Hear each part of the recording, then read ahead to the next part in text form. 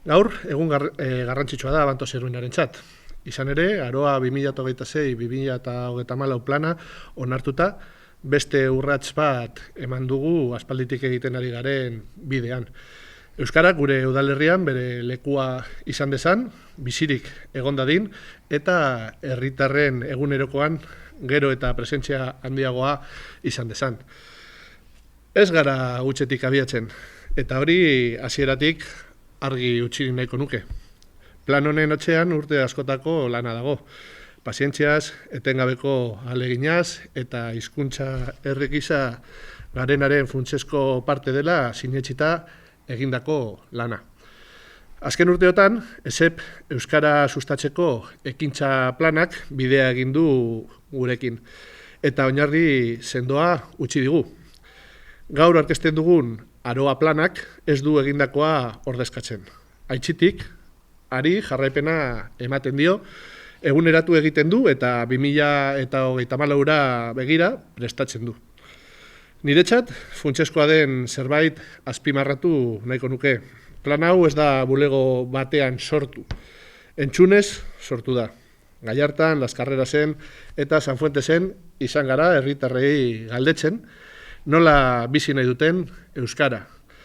Zer iritsi duten eta zer behar duten egunerokoan naturaltasun handiagoz erabili ahal izateko. Kirol elkarteekin, kultura eragileekin eta euskararen alde egunero lanean ari diren pertsonekin ere hitz egin dugu. Guztiei, bihotzez, eskerrak eman nahi dizkiegu. Plan honek haien ekarpena eta arrastoa daramatza. Eta horrek, sendoagoa eta benetan gurea egiten du.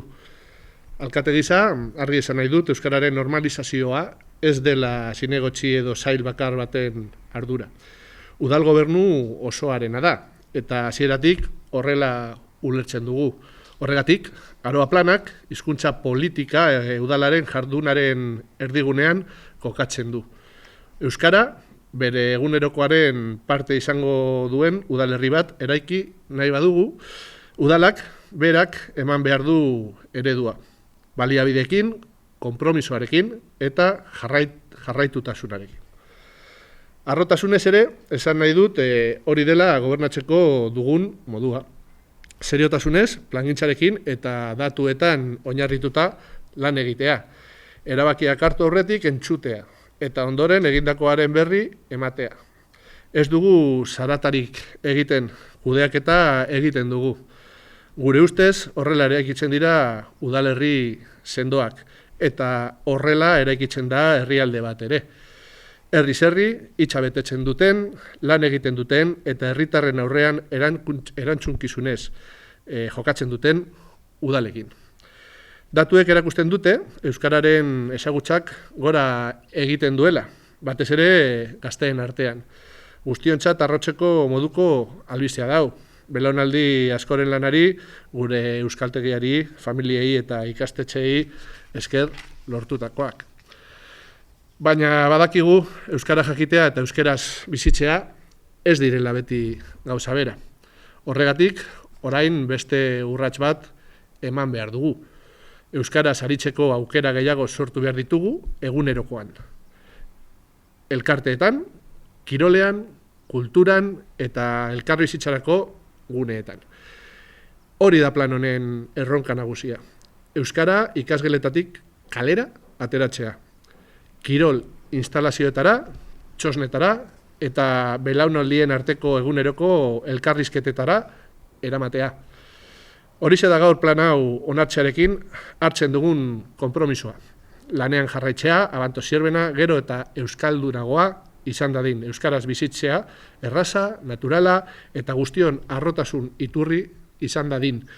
Amaitzeko eskerrak eman nahi dizkiet, plan hau prestatzen lan egin duten teknikariei eta prozesuan parte hartu duten pertsona eta eragile guztiei. Eta Abanto Zierbenako herritar guztiak gonbidatu nahi ditut, bide hau elkarrekin egiten jarraitzera. Izan ere, gure udalerriko euskararen etorkizuna guztion artean eraikitzen da. Eta udalak horretan jarraituko du, orain arte bezala, konpromiso osoz. Gaurko plenoan, Abanto Zirbanako Aroa Plana 2026-2034 epealdirako Euskararen biziberritzea eta normalizazioa sustatzeko plan estrategikoa onartu dugu. Aurreko ze planen jarraipena eta eguneratzea da, baina ikuspegi berri batekin. Gure helburua ez da herritar gehiagok euskaraz jakitea. Euskara eguneroko bizitzan modu naturalean erabiltzea baizik. Planaren prestaketan, udalerriko dato soziolinguistikoak aztertu dira, eta herriko elkarteekin, norbanakoekin eta hainbat eragileekin lanketa eginda. Diagnostiko hau egin dugunean, ondorio argi bat ikusi dugu. Eta zein da, euskararen ezagutza handitzen ari dela, baina ezagutza hori ez dela erabileran neurri berean islatzen. Beraz, planaren misioa zein da?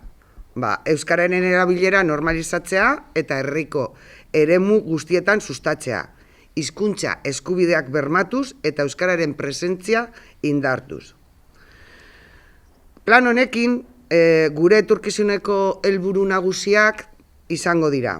Elebidun gehiago eta elebidun orekatu gehiago izatea, euskal hiztun aktiboen kopurua handitzea, familia bidezko transmisioa indartzea, euskara ikastea erraztea, etorri berriak euskal komunitatera hurbiltzea eta aisialdi zein kirol eskaintza gehiena euskaraz izatea. Helburu guzti hauek lortzeko, plan honekin hainbat ardatz estrategiko planteatzen ditugu.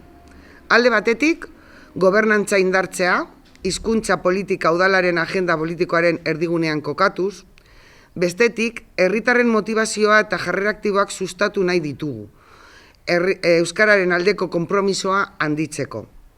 Era berean, euskaraz eroso eta seguru aritzeko gaitasuna indartu nahi dugu. Eta azkenik, erabilera eta elkarreragina bultzatu nahi dugu. Batez ere, aisialdian, kirolean, kulturan, hedabideetan eta ingurune digitaletan. Horretarako, kontutan izan ditugu jarduera eremuak izan dira. Lehentasuna eman diogu, haur eta gaztei bereziki 16 urtetik berakoek. Eskolaz kanpoko jardueretan, kirolean eta aisialdian, euskararen erabilera sustatzea funtsezkotzat jotzen dugulako. Horrez gain, familia transmisioa, merkataritza eta ostalaritza, kultura eta etorkinen harrera linguistikoa ere lehentasunezko eremu gisa identifikatzen ditugu. Planak gazteria, kirola eta kultura zeharlerro gisa ulertzen ditu eta horrek ezer esan nahi du. Arlo horiek kontutan hartuko ditugula programa guztien diseinuan, komunikazioan eta ebaluazioan. Gazteak ez ditugu hartzaile pasibo gisa ikusten, baizik eta euskararen etorkizuna eraikitzeko eragile aktibo gisa. Eta azkenik, planak jarraipen eta ebaluazio sistema bat aurre ikusten du.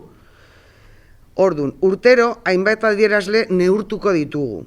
Hala nola, euskararen kale erabilera, elebidunen kopurua, familia transmisioa, euskaltegiko matrikulazioa edo euskarazko kultura eta aisialdi eskaintza. 2024aren amaieran ebaluazioa egingo dugu. Planaren eragina neurtuko dugu eta ondoren etorkizuneko erronkak zehaztuko ditugu. Eta hau guztia aztertu ondoren, gure ondorio nagusia zein da? Abanto Zirbenan euskararen ezagutzak gora egin duen arren, benetako erronka erabilera handitzea dela. Horregatik, Abanto Zirbanako udalak, Aroa plan honekin, ez du soilik euskara ikastea sustatu nahi. Euskararen erabilera erreala, hiztunen motivazioa, familia transmisioa, gazteen aktibazioa, espazio euskaldunen sorrera eta udalaren liderargoa indartzea nahi du. Euskara herriko eguneroko bizitzan modu natural, erakargarri eta erabilgarrian bizi dadin.